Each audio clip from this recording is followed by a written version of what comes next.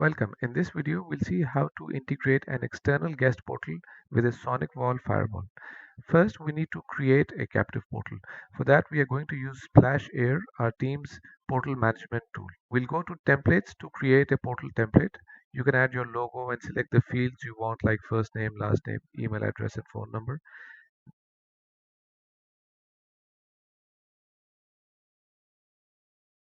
Then you can see a preview of what the portal will look like here.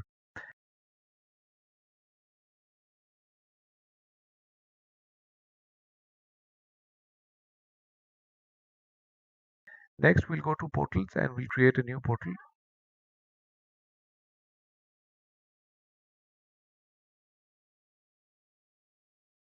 In hardware type, we'll select SonicWall. Then we'll create a site ID for it based on which the address of the guest portal will be created. And we'll reference the portal template that we created earlier. The guest portal URL is the address of the external guest portal. In SonicWall, we'll go to Object, Match Object, and in Addresses, we'll create an address. We'll give it a name.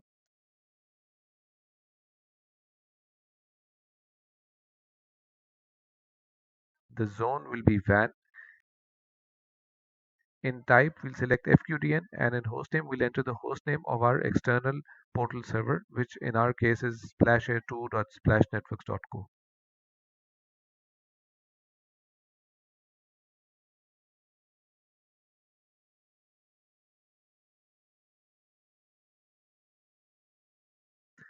Next, we'll go to zones and edit the LAN zone. In settings, we'll go to guest services tab and enable guest services. We'll also enable external guest authentication and configure it. In web server 1 host, we'll select the address that we just created. In auth pages, we'll enter the address of the login page, which is SonicWall/Sonic in this case. I'd been testing this earlier, so it's already added in this case. After saving the changes, we can now test it. In our setup, we have a MikroTik access point connected to the LAN port of the SonicWall. After connecting to it, the portal pops up.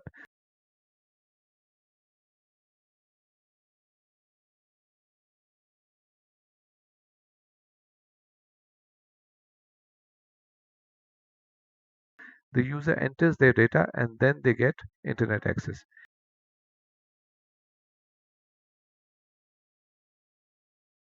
In Customers tab, we can see the data entered by the user.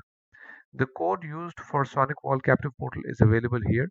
You can incorporate this into your own project, or you can also use SplashAir to build your own captive portal. We hope you found this video useful. Thanks and have a nice day.